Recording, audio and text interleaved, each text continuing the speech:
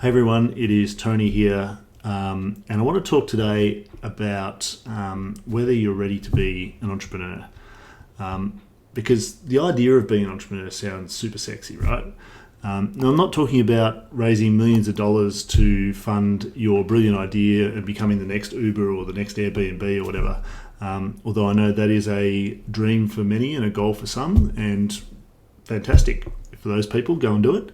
But what I'm talking about here is more solopreneurship, or you might call it lifestyle entrepreneurship. And this is really about being your own boss. It's about having control of your own working life. It's about having flexibility and being able to work on your own terms. It's about being free of the 9-to-5 grind and being able to live the mythical laptop lifestyle, you might call it. And I think that is something that certainly sounded sexy to me. Ever since I read the 4-Hour Workweek, which is probably more than 10 years ago now, I've had this idea in my head that is a possible path for me, and it's something that I'd be really interested in. It took me a long time to act on it though, and it wasn't until 2018 that I really jumped out and really started to do it seriously. So at the time of this recording, that was a bit over 2 years ago when I did that, and I can honestly say that those 2 years have been the best 2 years of my working life. I have zero regrets about doing it. That's not to say it's been easy. It's actually been quite challenging. There's been made a lot of mistakes. I've failed on several fronts, and it's been a massive learning curve. Much more than I thought it'd be, to be honest. Excuse me. It's been a lot of learnings, but despite that, or maybe even because of that, it's been the best 2 years of my working life by far. Because I've had the ability to have control over my time. I've been able to spend time with my family when I need to, but also work when I need to, and balance that in a way that makes sense for me. I haven't spent hours and hours and hours in back-to-back meetings and dealing with office politics and doing work that I'm told to do, not because I think it needs to be done. Or commuting was another one. I spent up to 2 hours a day in the car sometimes to get to and from work, and that's all gone. And my life is much better as a result.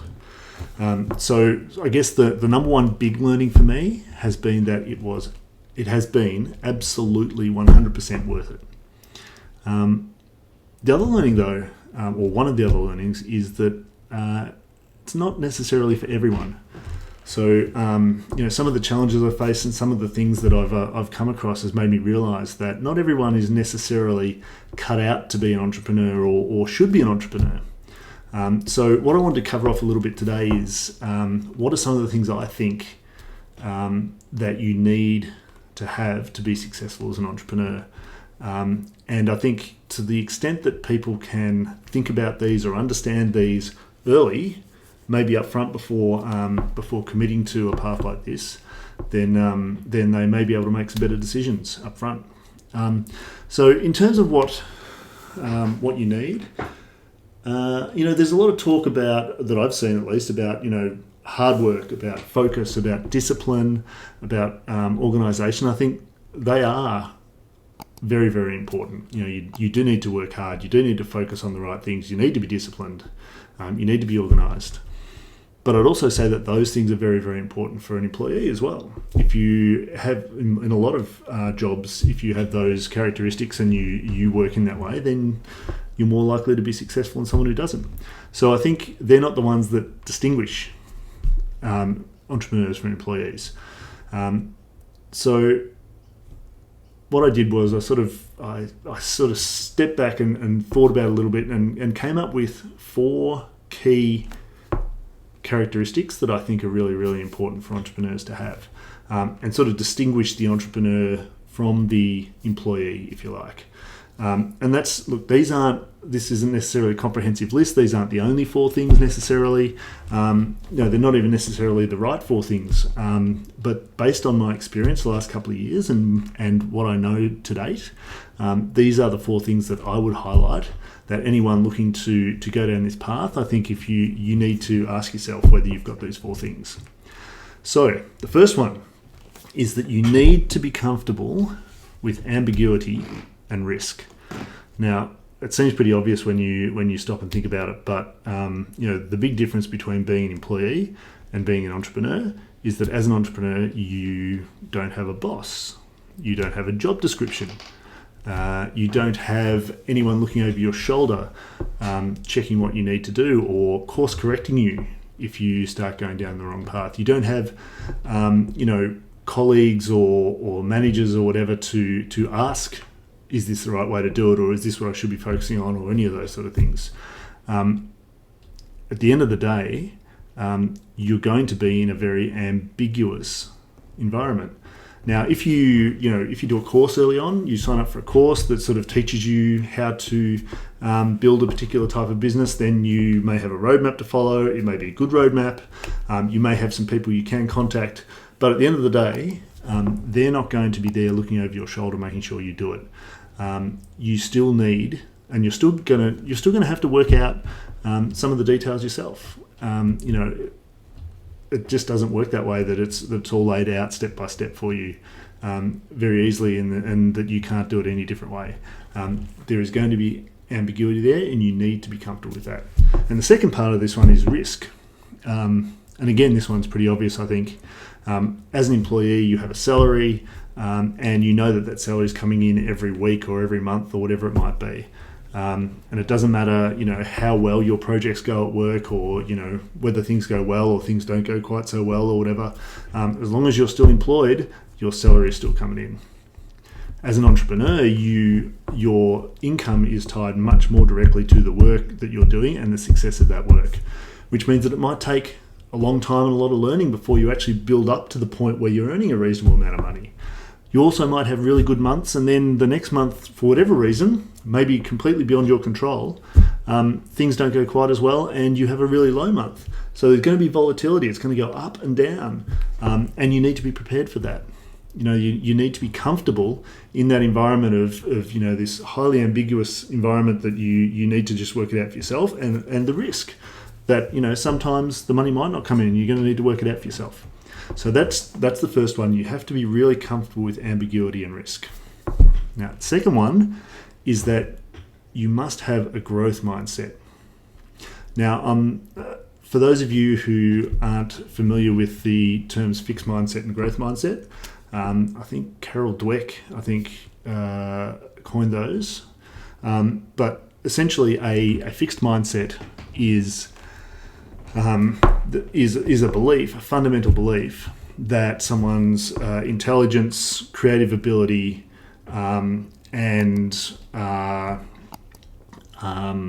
growth are essentially fixed. So you're born with that. You're born with your IQ or your creative ability or whatever.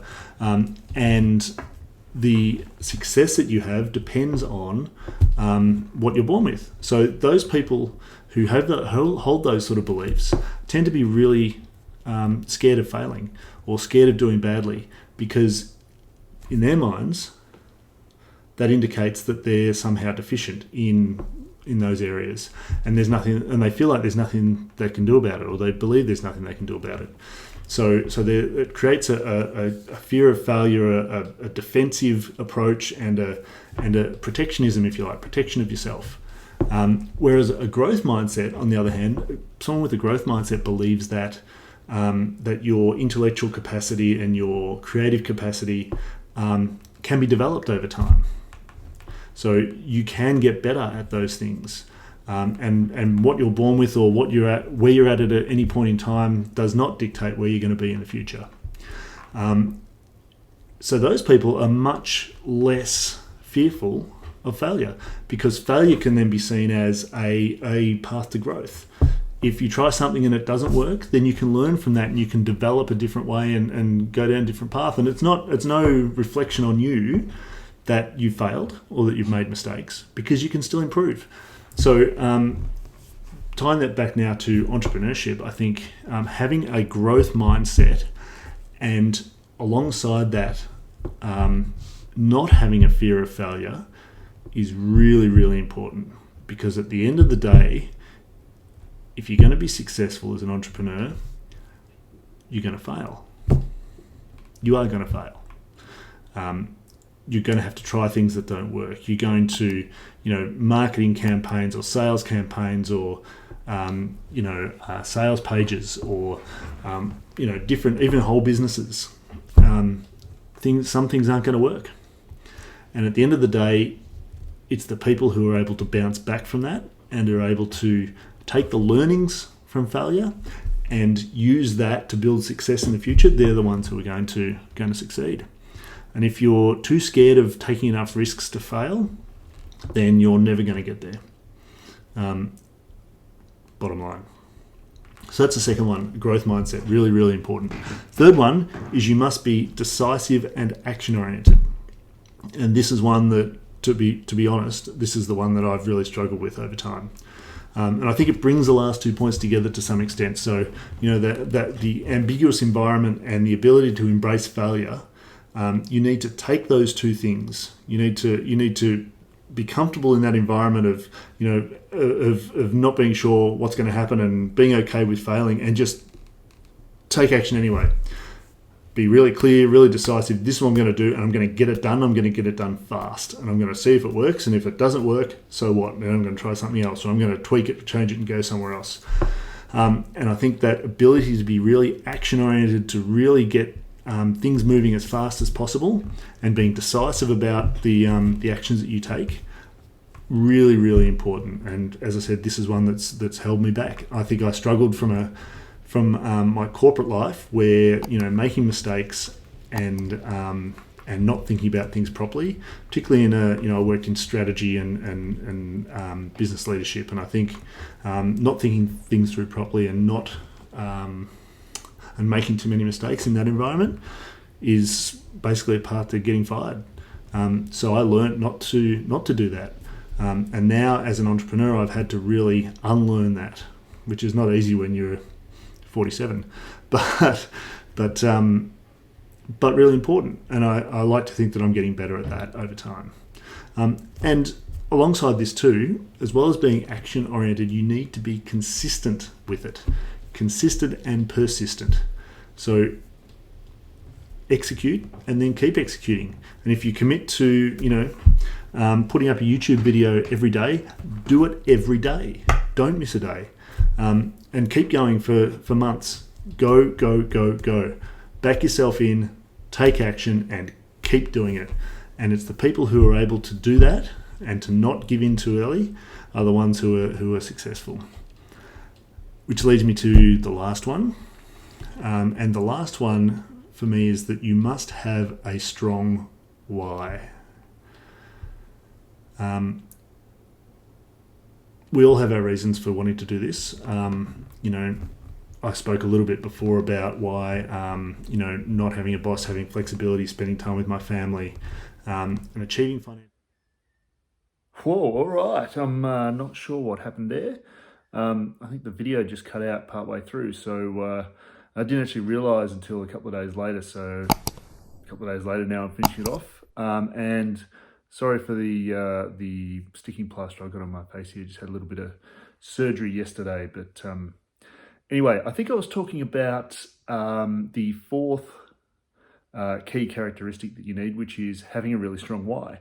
Now, the truth is, it's going to get hard. Things are going to go wrong.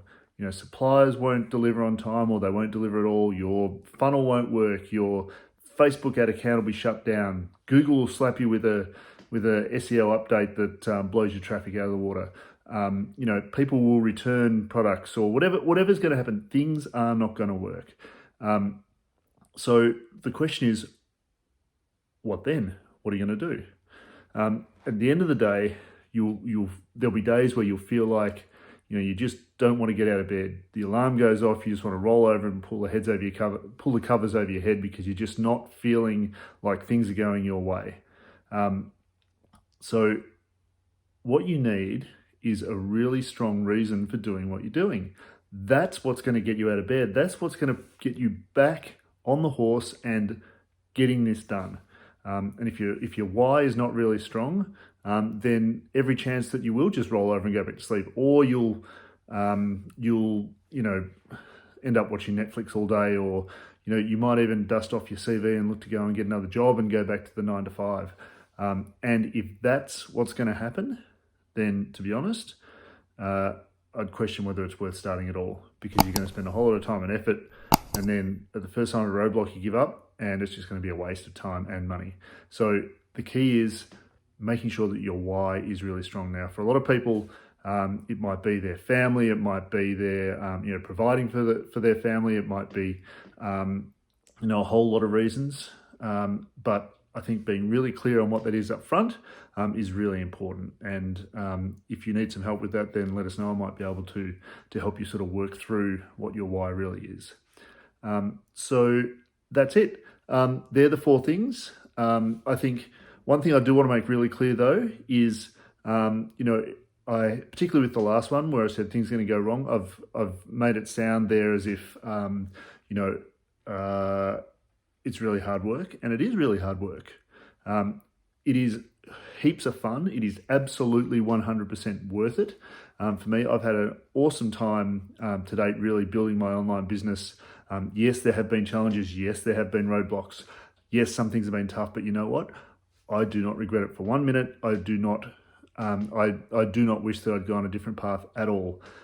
It's been really fun, really, really fulfilling, really, really rewarding. Tough to work through the challenges, sure, but absolutely worth it in the end. So if you're thinking about being an online entrepreneur, then have a think about these 4 things, and get in touch if you want to talk about them in any more detail. Also, if you got some value out of this video, if you liked it, then drop us a comment, or smash the like button below, and subscribe to the channel. I'll be putting up new content on a regular basis every couple of days. So if you subscribe, then you'll get notified whenever something new goes up. Otherwise, have a great day, and catch you later.